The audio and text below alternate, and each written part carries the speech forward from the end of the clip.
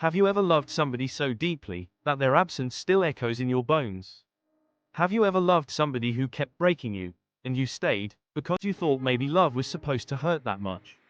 There comes a moment in life when silence screams louder than words ever could. When your chest feels heavy, not from what's there, but from everything that's missing. You sit in the quiet chaos of your soul, holding on to someone who was never really holding you back. And it hurts. Not the kind of pain you can see, but the kind that lives beneath your ribs, the kind that whispers in the middle of night. You deserve better than this. You gave your time, your love, your loyalty. You stayed when you should have walked. You fought when they stopped caring. You kept showing up while they kept disappearing. And now, you're left with the question, how do I let go of someone I loved, who only hurt me? Listen, just because someone meant the world to you, doesn't mean they belonged in your world forever. The hardest part isn't moving on. It's choosing to stop bleeding for someone who wouldn't care about the years you built a family with. You cannot heal in the same place that broke you. You cannot keep pouring into a soul that was sent to drain yours. This isn't just about heartbreak. This is about healing, about standing in the ruins of what you thought was love and deciding, I still deserve peace. It's about looking in the mirror and saying, I matter too. Because sometimes, the most powerful act of love is letting go. So if you're hurting, if you're holding on to the memory of someone who only gave you pain, this is your breakthrough moment. It's a kind of pain that doesn't show up in X-rays.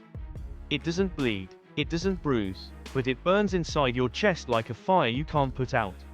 And the worst part, you carry it quietly, behind smiles, behind crowds, pretending everything's alright, when deep down, you know it's not.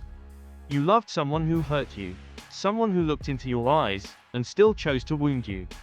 And now, you're left with the ache they left behind.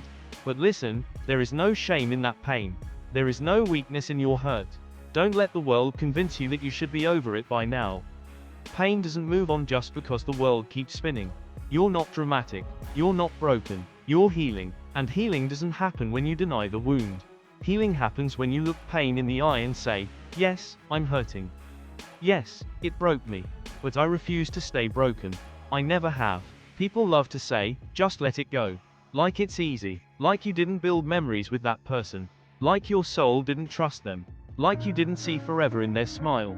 You didn't just lose a person. You lost a part of yourself. But here's the truth.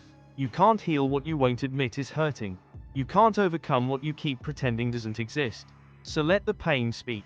Let it scream. Let it pour out of you. Cry if you need to. Break down if that's what it takes.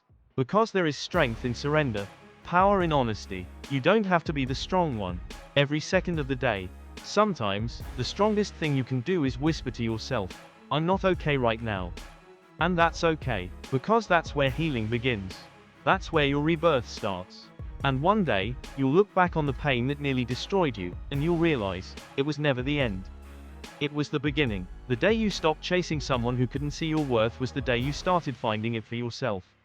And when you finally walk away, not with anger, not with bitterness, but with peace, you'll understand. You didn't lose them, you found you, and that is the most beautiful kind of healing there is.